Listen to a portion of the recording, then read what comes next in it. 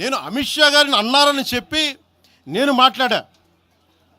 మాట్లాడగానే కూర్చోబెట్టి ఒకళ్ళు దానికి కూర్చోబెట్టి దానికి చిలవలు పలవలు చేసి నాకు తెలంగాణ అంటే పడదు, నాకు వీళ్ళంటే పడదు, వాళ్ళంటే పడదు, ఇన్ని సంవత్సరాలు 12 years కూర్చోబెట్టడం మేము ఒక చెరువుని కబ్జా చేసామంట. నాకేం పనిలేదు. ఆమె నిజంగా మీరు అన్నట్టుగా కబ్జా చేస్తే ఇల్లు తగలబెట్టారా నాది వచ్చి మీరు ఉంచుతారా నన్ను? ఒక్కొక్కళ్ళు కూర్చోబెట్టి 111 జీవోలు ఏమేం చేశారు అటు చూసిపోండి, అటు చూడండి. నిజంగా ఈ రోజున తెలంగాణ రాష్ట్ర ముఖ్యమంత్రి గారికి చెప్తున్నా, రేవంత్ రెడ్డి గారికి చెప్తున్నా, ఆయనంటే నాకు ఇష్టం, ఆయనంటే గౌరవం నాకు. కానీ వారికే నేను చెప్తా ఉన్నా, తెలంగాణ ప్రభుత్వానికే చెప్తున్నా, పవన్ కళ్యాణ్ కనుక ఆ చెరువుని మీరు చెరువును ఆక్యుపై చేసుకున్నాడంటే సంతోషంగా చెప్తున్నా, ఈ రోజున తెలంగాణ ప్రభుత్వానికి రాసి ఇచ్చేస్తున్నారు. అలాగే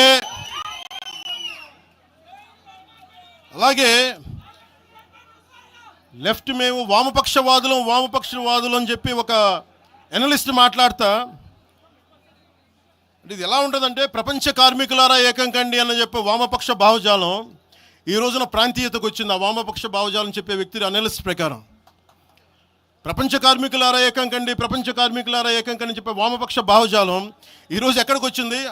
ఆయన చెప్పిన విధానం ప్రకారం ప్రాంతీయతకు వచ్చింది. కమ్యూనిజం ఎందుకు చచ్చిపోయిందంటే ఇలాంటి వాటి వల్ల చచ్చిపోద్ది. ఈరోజు గద్దర్ గురించి మాట్లాడతారు. బండెనక బండి కట్టి 16 బండ్లు కట్టి ఏ బండిలో పోతాం నైజాం సర్కారోడా అంటే అది ఈరోజు మాకు వచ్చిన ప్రేమ కాదు. మాకు అది నా చిన్నప్పుడు చెప్పాను ఆ మాట, తర్వాత ఫస్ట్ మీటింగ్లో చెప్పా. గద్దర్ గారు బతికున్నప్పుడు మీరందరూ ఏమయ్యారా? గద్దరన్న బతికున్నప్పుడు మీరందరూ ఎక్కడున్నారు? గద్దరన్న వెన్నులో బుల్లెట్లు దిగితే గద్దరన్న నా దగ్గరికి వచ్చాడు. ఒకటి అడిగాడు ఆఫీస్కి వచ్చి, మన జర్నలిస్ట్ కాలనీలో ఉండే జనసేన ఆఫీస్కి వచ్చి, అరే తమ్మి నాకు బుల్లెట్లు దిగినీరా, నాకు వెనకాల నన్ను స్వేచ్ఛగా రే అని పిలుచుకునే అంత చనువు మా ఇద్దరి మధ్య, నాకు బుల్లెట్లు దిగినీరా ఈ వెన్నులో, నడవాలంటే ఇబ్బందిగా ఉందిరా, నాకు కారులో పోవాలంటే ఆటోలో తిరగలేకపోతున్నా, ఒక అండంగా అడుగుతున్నా, హక్కుగా అడుగుతున్నా, బండి కొనివరా అంటే ఆయన ఒక 24 గంటలు 3 రోజుల్లోనో 2 రోజుల్లోనో బండి కొనిచ్చాను నేను ఆయనకి. ఇప్పుడు ఎందుకు చెప్తున్నానంటే ఆ రోజు నేను చెప్పుండొచ్చు, నేను చెప్పట్లా. మీకేం తెలుసు గద్దర్ గారి గురించి? మీకేం తెలుసు? మీరేం మాట్లాడతారు గద్దర్ గారి గురించి? బతికున్నప్పుడు ఆయనకి ఏం చేశారు? మీరందరూ బతికున్నప్పుడు మీరేం చేశారు ఆయనకి? మీరు పర్మిషన్ ఇవి కూడా ఇవ్వాలా? మీరు ఒక్కళ్ళు మాట్లాడలా? ఏదైనా అవసరం వస్తే నా కాడకు వచ్చి ఆయన గద్దరన్న ఏంటి ఏమనుకుంటున్నారు మీరు? నేను పాలిటిక్స్లోకి వచ్చాక తెలుసు అనుకుంటున్నారా గద్దరన్న? మీరందరూ చూసిన ఖుషీ సినిమా చూసిన తర్వాత చిరంజీవి గారు ఫోన్ చేశారు నాకు, అరే గద్దర్ గారు ఫోన్ చేస్తున్నారా నీకోసం ఒకసారి నేను కలవాలంటాను.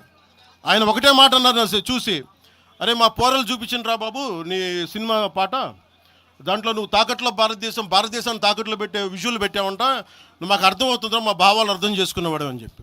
తరిమేల నాగిరెడ్డి గారి తాకట్లో భారతదేశాన్ని ఆ భావన నువ్వు పెట్టావంటే మాకు అర్థమవుతుందని నేను చెప్పాను. నాకు లెఫ్ట్ వింగో రైట్ వింగో తెలియదన్నా, నాది హ్యూమనిజం అవుతున్నా, మీకు తోసిన సంతోషం అన్నా అని చెప్పి.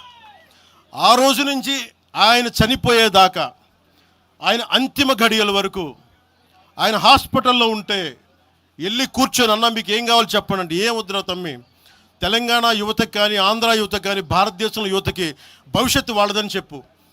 ఆయన నాకు రాసిస్తే, ఆయన నాకు ఒక లెటర్ రాసిస్తే నేను అది కూడా బయట పెట్టలా. ఆయనే ఒక ఆడియో ఫైల్ చేసి, నేను దాన్ని కూడా కూర్చొని చెప్పలా, ఆడియో ఫైల్ చేసి ఆయన ఒక చిన్న ఛానల్కి రిలీజ్ చేసి అది బయటకు వచ్చింది. మీరు కూర్చోబెట్టి తెలంగాణ గురించి అని మాట్లాడతారు. నేను నిజంగా ఎంత కమిట్మెంట్ లేకపోతే కొండగొట్టు ఆంజనేయుడికి నేను 30 కోట్లు టీటీడీ నుంచి చెప్పిస్తాం. మేము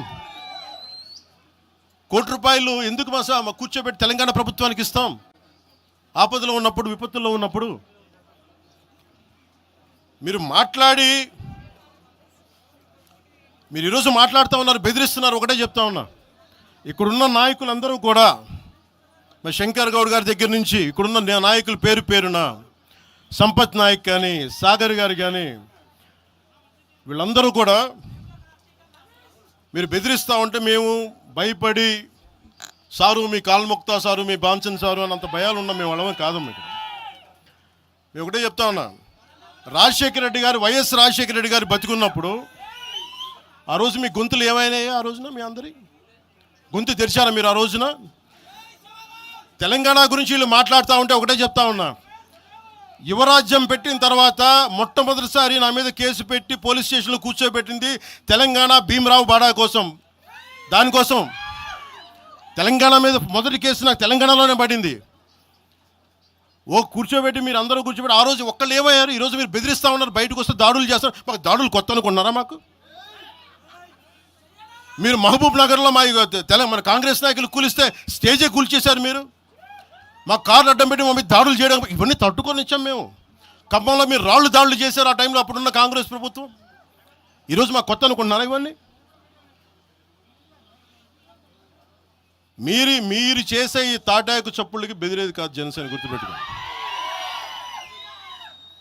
ఏదైనా మాట్లాడితే తెలంగాణ ప్రభుత్వం అధినేతలు కూడా చెప్తా ఉన్నాను, మీ ఇళ్లలోకి వచ్చి దూరిపోయి ప్రైవేట్ ఆస్తుల్లోకి వచ్చి నిజంగా ఒక తప్పు జరిగే ఉంటే, నేను ఈరోజు మళ్ళీ చెప్తున్నాను, రీఐటరేటింగ్, యు సీజ్ ద ప్రాపర్టీ. సంతోషంగా చెప్తున్నా. అక్కడ ఉన్నది నాకు గోశాల ఉంది. అక్కడ ఒక 60-70 గోవులు ఉంటాయి. అక్కడ వాటి గడ్డి కోసం ఉంటుంది.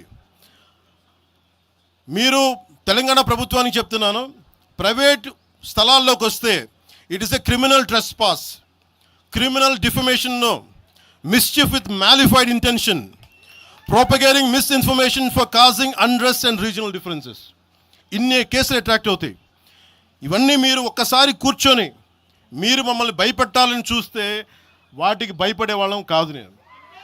మీరు ప్రతి చోట మీరు రీజనల్గా ప్రతిసారి పట్టుకొస్తే ఇక్కడున్న జర్నలిస్టులో కానీ ఐఏఎస్ ఐపీఎస్లో కానీ అన్ని జాతులు ఉన్నాయి, అన్ని కులాలు ఉన్నాయి. ఒక్క ప్రాంతానికి చెందిన వాళ్ళు లేరు ఈ భారతదేశంలో. నిజంగా కూర్చోబెట్టి తెలంగాణకు ద్రోహం చేస్తే మొట్టమొదటి గొంతు లేపే జనసేన లేకపోతాయి. ఆ రోజు మీరు అందరూ మర్చిపోయారేమో, మేము లేపాము గొంతులు.